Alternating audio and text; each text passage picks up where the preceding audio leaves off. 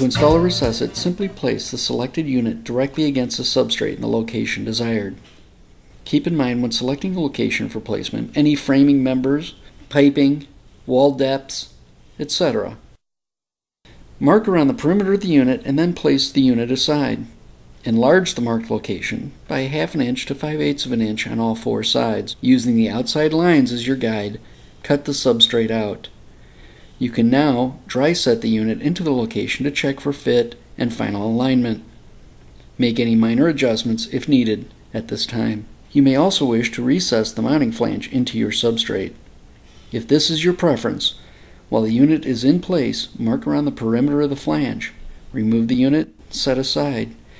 Using an appropriate tool for your substrate material, you may now remove a small amount of substrate material to the thickness of the mounting flange. This can be done very easily using a hand grinder in most cementitious materials, such as Wonderboard, or by using a utility knife and carefully peeling a layer or two of material in products such as HardieBacker, DensShield, or Greenboard.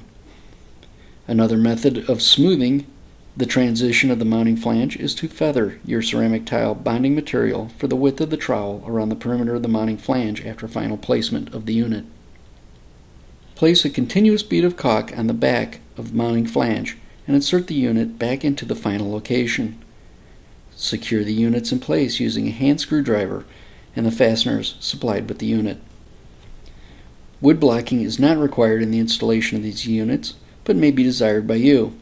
An easy way to install this blocking is to use short pieces of 1x2 material about 6 inches in length, and prior to final setting of the unit, place the strips of wood flush to the edge of the cutout and put rust-resistant screws in each end to hold it in place.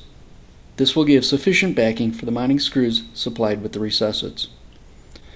Tile the units as desired using standard thinset or mastic appropriate for the installation of your finished material. You may wish to minimize some of the bottom slope. This can be done by thickening the bonding material at the leading edge of the recessant and tapering it to the back to obtain the desired slope. A floating shelf may also be installed with the recessant as an optional item. If so, this unit is designed to fit in the grout joint or a saw kerf if preferred. It mounts fully along the back of the unit and on both sides. Finished material is then bonded on both the top and bottom of the shelf using thinset or mastic to secure together. If the shelf sags slightly prior to grouting, you may find it necessary to prop the shelf from the bottom while the grout dries. After the grout cures, the prop may be removed.